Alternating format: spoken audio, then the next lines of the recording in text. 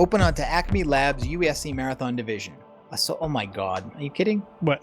Okay, there's a marathon terminal here with an image, and the image is like the foot of a Pfhor fighter with his staff aimed at the ground, and cowering in the ground in front of the trooper's staff is Pinky and the Brain. Seriously? Yeah. A soul cage left surprisingly undamaged by the incidents of the 4 attacks sits on the counter. 2 small figures inside look cautiously out from their cage. The tall, lanky one looks scared. Brain, are they gone? The shorter one, a bit more pudgy and with an incredible cerebrum, waves off his companion's questions. Of course they are, Pinky. Not a single Bob has been by here in over 5 hours. Fortunately, the explosive decompression that has affected the rest of this section was unable to touch us, thanks to that airlock there. He indicates with a small pink paw to the door on the lab. Pinky looks even more concerned. Wait, Zort, does that mean we're trapped in here? Brain shakes his head. Of course not. The automated facility should already be repairing the breach, and shortly we shall be able to leave this place and get to work. Work? Pinky looks confused. What are we gonna do, Brain? Same thing we always do in this endless night of space, Pinky. An eerie, unnatural glow appears around Brain. Try to take over the universe. Pinky jumps up and down, clapping his hands. Oh goody, something different. He then pauses in mid-leap and a worried look passes his face. Didn't we do that last night, though? Quiet, Pinky, or I shall have to hurt you, Brain sneers, and then turns to focus on the lock of the cage, which he is attempting to unlock with his tail. The 4 were obviously a race much more advanced than this puny humankind, Pinky, and thus they must have access to technology that will allow us to conquer every sentient race. There's a slight click from the lock and the cage door swings open. Brain immediately makes for the computer terminal at the far end of the lab bench. Oh, don't you just need a good set of tennis shoes for that, Brain? Pinky says, following his fellow mouse out of the cage. Brain groans but does not pause. He reaches the computer and begins to type out various commands. Now, when Durandal turned rampant and began to explore the 4 ship, he must have left some bits of that information on the marathon systems. He trails off as he scans the screen, typing rapidly. Ah, there it is! What, have you found Waldo, Brain? Point. Without looking, Brain reaches back and grabs Pinky's snout, pulling him forward. Quiet, you, Brain says through clenched teeth, and then releases Pinky. I found a small bit of the data core that Durandal left untouched, and if I access it...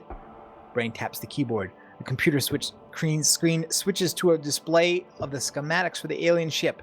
There! All of the 4 technology at our fingertips, Pinky. Look! The wave cannon! The ability to warp out of this universe, and... Brain stops himself short. Oh my! What is it, Brain? A way to break up the microsponge monopoly? Brain grabs Pinky's nose, yanks down on it, causing Pinky to eep in pain. Don't be silly, Pinky. No force in the universe is powerful enough to overthrow that. Brain lets go and points back to the screen. The sphere capable of time travel, Pinky! He suddenly holds up for a moment, deep in thought.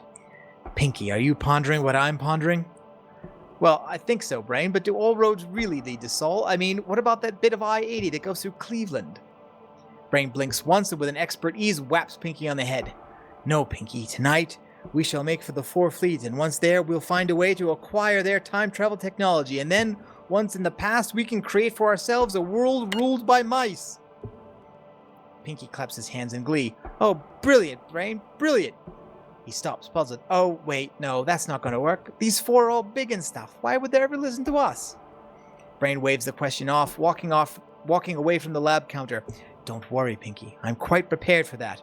Once they realize that I am their intellectual superior, they will simply bow down before me, and then we'll have the power of time travel in our very grip. Pinky rungs up alongside Brain. But what about that Duran computer thingy? He's smarter than you. Brain smirks. Posh! Durandal is an infant compared to my brain power. He shan't be a problem, Pinky. Later. A small, obviously hand-built craft made from airtight shipping... I think they've scripted an entire episode of this.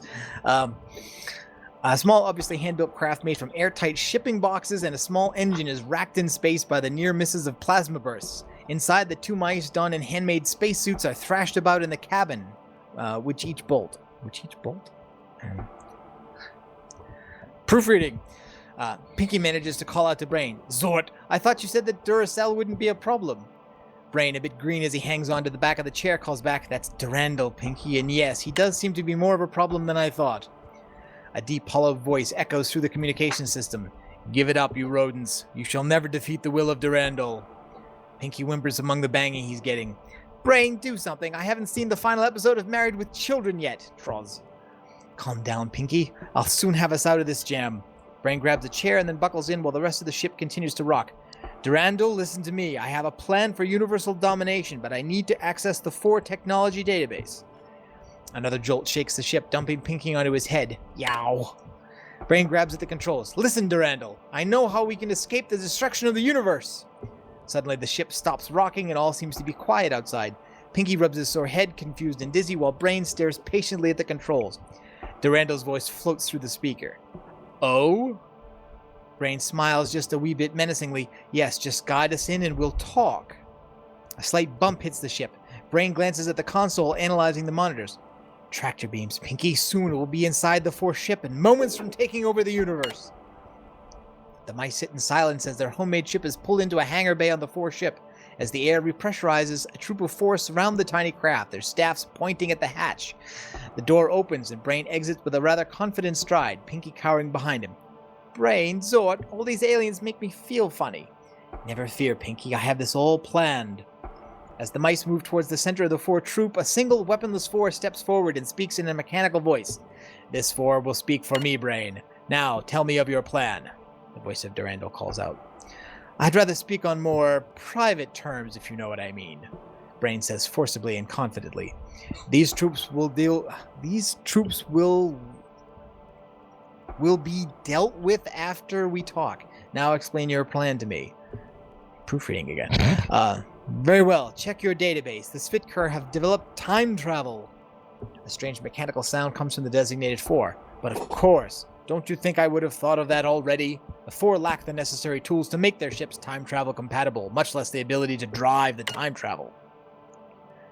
Brain cuts in before Durandal can say another word. But have you tried to capture a Pfhor ship? I would, but they are impossible to find. I am still trying to locate the Pfhor. Brain rubs his hands together, grinning widely. I know exactly where they are. Suddenly, the staffs of the Pfhor guard move closer. Pinky jumps nervously, landing in Brain's arms. Zort! Pinky, you have all the nerves of a democratic president. Brain drops Pinky and turns back to the Pfhor. I'll tell you their Excuse me. I'll tell you their location and will help coordinate an attack on the Pfhor homeworld as long as you give me control of a ship and 4 troops of my own. For what?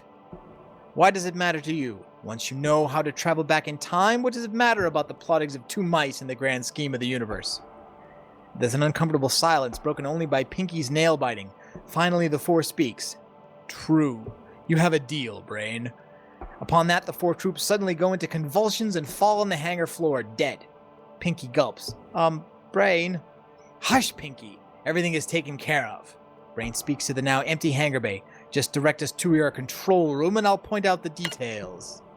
The lighting in the hangar changes slightly, focusing on a path from the mice's current position to a door in the hangar bay. Brain begins walking it. Come, Pinky.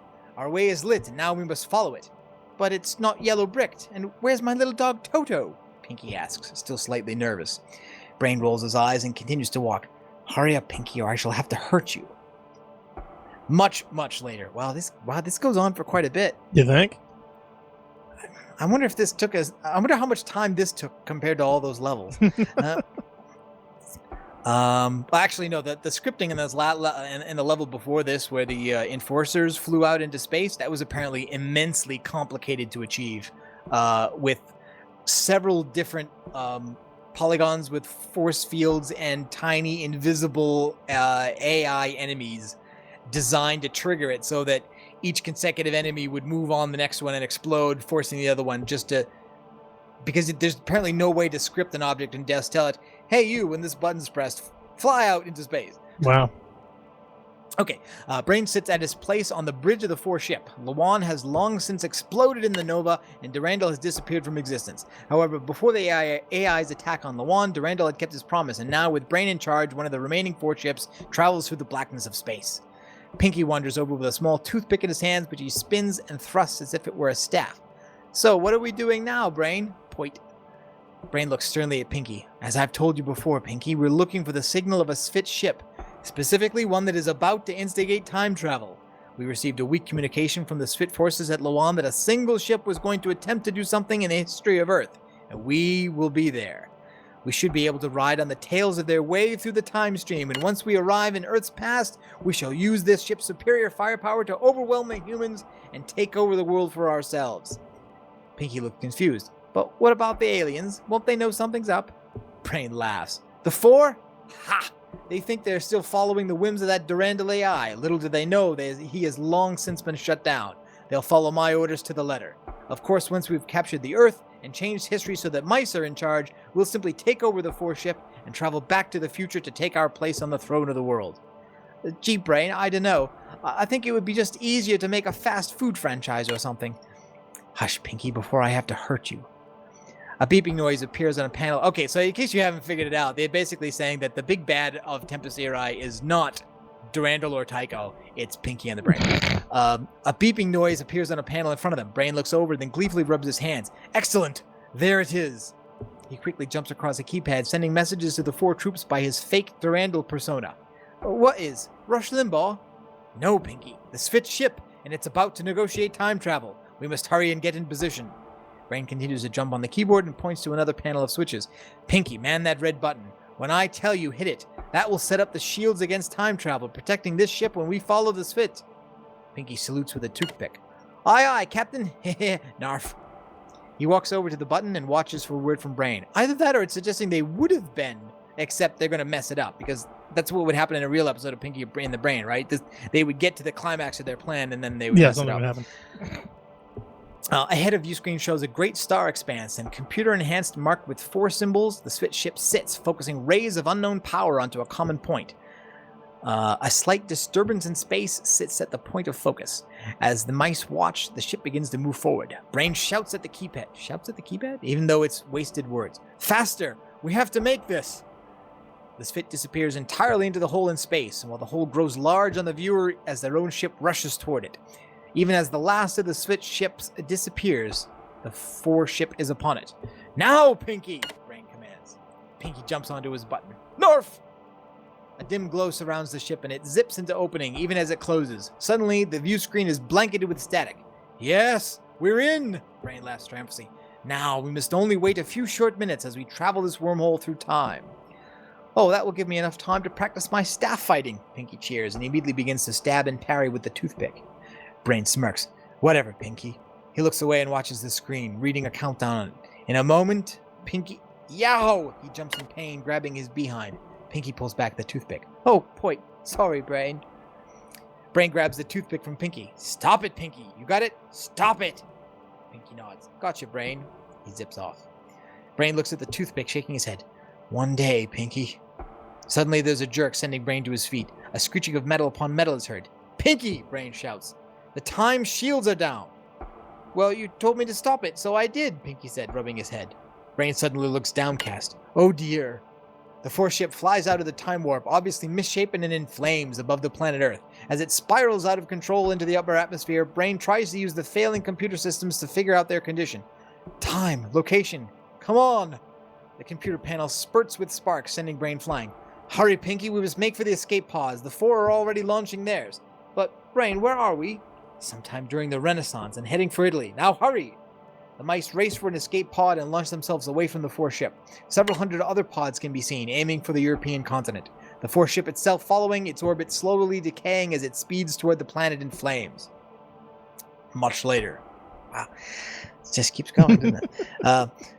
The mice stand on the Earth near Mount Vesuvius, watching the night skyline as the fireball that is the Pfhor ship strikes the ground several miles away. There's a small earthquake as the millions of tons of metal crash into the surface. Well, there goes our ticket home, Pinky. Brain shrugs and walks away. So, what are we going to do? The Pfhor are still under my control, so we'll still take over the world with them. But for how we'll get back to the future, I don't know. But for now, we must plan for tomorrow night. What are we going to do tomorrow night, Brain? No, same thing we do every night, Pinky. Try to take over the world. Okay, and then there's a thank you message. Yes, now time to brag. Thanks to the Nardo group for help with this level. Thanks, of course, to Warner Brothers for Pinky the Brain, as well as to Bungie for their great games. Pictures courtesy of Boars for the Pfhor stuff, and Laura Howell for the mice. So it's apparently a bit of fan art, not a cut and paste. Visit pinky.wtower.com/ANIMX for more Pinky and the Brain stories. I wonder if that's still You exists. could check to see whether or not. Can I go back on the terminal? Yeah, pinky.wtower.com/ANIMX.